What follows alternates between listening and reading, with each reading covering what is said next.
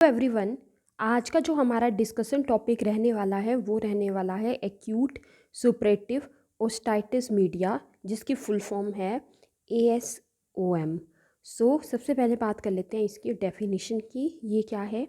ये जो ASOM है, जिसकी फुल फॉर्म थी एक्यूट सुपरेटिव ओटाइटिस मीडिया, ये पायोजेनिक इन्फेक्शन है मिडल ईयर क्लेफ्ट का। पायोजेनिक इन्फेक्शन है of middle ear cleft lasting for less than 3 weeks. Okay, तो ये एक्यूट कंडीशन है, यानी कि 3 वीक से कम तक रहने वाली कंडीशन है। इसीलिए इसको एक्यूट कंडीशन हम बोल देते हैं। ओके, मिडल ईयर क्लेफ्ट का पायोजेनिक इन्फेक्शन है।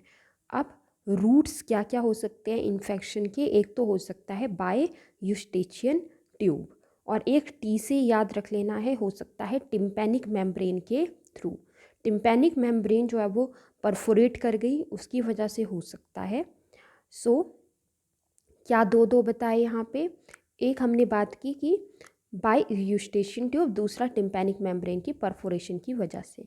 अब ASOM के जो प्री डिस्पोजिंग फैक्टर्स रहते हैं वो क्या क्या हैं? तो सबसे पहले आता है breast feeding in supine position. Supine position में ब्रेस्ट फीडिंग करने से ये हो सकता है। दूसरा, recurrent upper respiratory tract infection. अगर बार बार जो है वो अपर रेस्पिरेटरी ट्रैक्ट इन्फेक्शन जो है वो हो रहा है उसकी वजह से। थर्ड वन आता है नेज़ल एलर्जी की वजह से। फोर्थ आता है क्रॉनिक राइनाइटिस। क्रॉनिक राइनाइटिस है या फिर क्रॉनिक साइनोसाइटिस है, तो ये वाला जो पेशेंट है ये आगे जाके जो है लैंड कर सकते हैं इनटू ASOM। नेक्स्ट आता है अगर नोज़ में या फिर नेज़ोफेरिंक्स में कोई किसी प्रकार का कोई ट्यूमर है, तो ये इसके प्री डिस्पोजिंग फैक्टर्स रहते हैं। सबसे पहले हमने बात की breast feeding in supine position, recurrent upper respiratory tract infection, nasal allergy, chronic rhinitis and sinusitis, tumours of nose and nasopharynx. अब हमने बोला कि ये जो है पायोजेनिक है, यानी कि माइक्रो ऑर्गेनिजम्स के द्वारा ही होगा।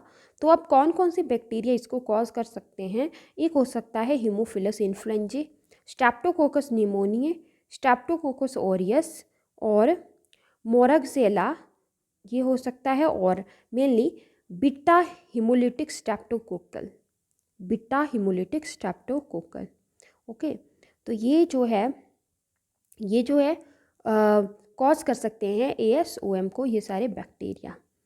स्टेजेस क्या क्या रहती हैं इसकी? सबसे पहली स्टेज रहती है हमारी स्टेज ऑफ हाइप्रेमिया।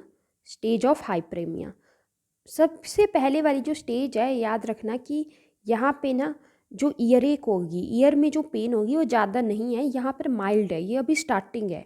स्टेज ऑफ हाइप्रेमिया में क्या होगा? माइल्ड ईयर एक होगा अभी।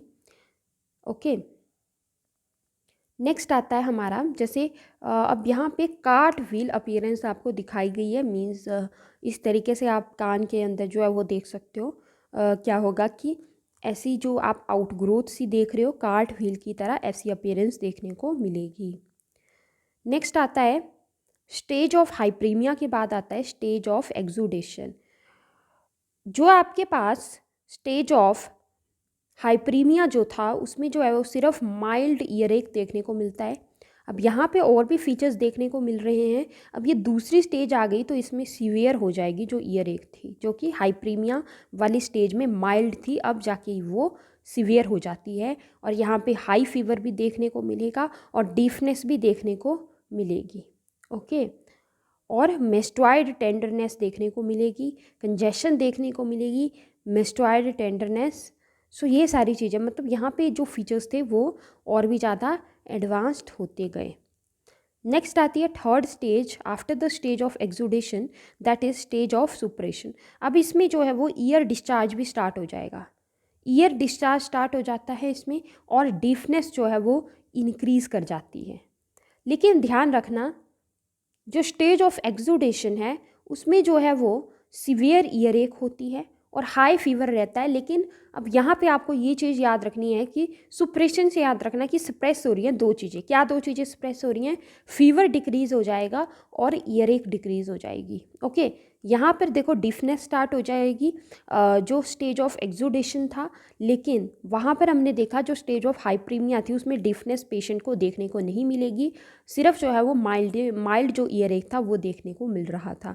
अब यहाँ पे ये जो दोनों चीज़ें थी ये डिक्रीज़ हो जाती हैं, डिक्रीज फीवर, डिक्रीज्ड ईयर एक, लेकिन डिफनेस इंक्रीज़ कर जाएगी और साथ ही साथ यहाँ पे ईयर डिस्चार्ज भी देखने को मिलेगा। साथ ही साथ यहाँ पे जो मेस्टॉइड टेंडरनेस है वो भी डिक्रीज़ हो जाएगी। हमने देखा कि स्टेज ऑफ एक्सुडेशन में जो है वो मेस्टॉइड टेंडरनेस देखने को मिल रही थी, तो वो भी यहाँ पे जो है कम हो जाएगी।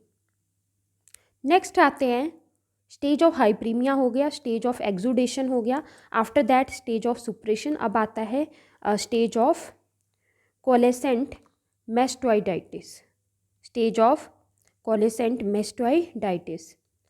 ओके, अब यहाँ पर जो है क्या देखने को मिलेगा, सबसे ज़्यादा मेन बात आपको क्या ध्यान में रखनी है इसमें कि जो आपको जैसे फोर्थ पॉइंट दिया गया है कि एक तरीके से आपको यहाँ पे ironed out appearance of the skin over the mastoid due to thickened periosteum. Okay, mastoid cavity in X-ray देखने को मिलेगी। सो ये सारी चीज़ें जो हैं ये आ जाती हैं हमारी फोर्थ स्टेज में। After that stage of resolution जब हो रहा है तो यहाँ पे जो ईयर डिस्चार्ज है वो रुक जाएगा, वो स्टॉप कर जाएगा, हियरिंग भी पेशेंट की इम्प्रूव होने लगेगी, परफोरेशन जो हुई थी वो हील होना स्टार्ट हो जाती है। एक आती है स्टेज ऑफ कॉम्प्लिकेशंस, इसमें कॉम्प्लिकेशंस हो सकते हैं जैसे कि पेरिओस्टल एब्सेस हो सकता है, वर्टाइगो हो सकता है, पेशेंट को हेडेक हो सकती है, प्रोजेक्टाइल वॉमिटिंग, ये अदर कॉम्प्लिकेशंस हो सकते हैं। ब्लड विजन हो सकता है, ओके, फीवर हो सकता है, नेक जो है वो रिजिड हो सकती है, इरिटेबिलिटी पेशेंट बता सकता है, ड्राउजीनेस उसको हो सकती है। ट्रीटमेंट क्या है ये ASOM की? एंटीबायोटिक्स दे सकते हैं इसमें हम, ओके, क्योंकि इन्फेक्शन है bacterial.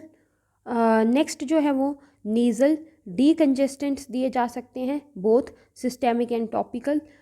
Antihistamines, H1 antihistamines, analgesic क्योंकि पेन भी थी, एंटीपायरेटिक क्योंकि फीवर था, ओके, एंड इस तरीके से हीट एप्लीकेशन कर सकते हैं फॉर सीवियर ईयर एक। तो इस तरीके से ये आ जाती है हमारी treatment. So we have completed our ASOM topic. Thank you so much.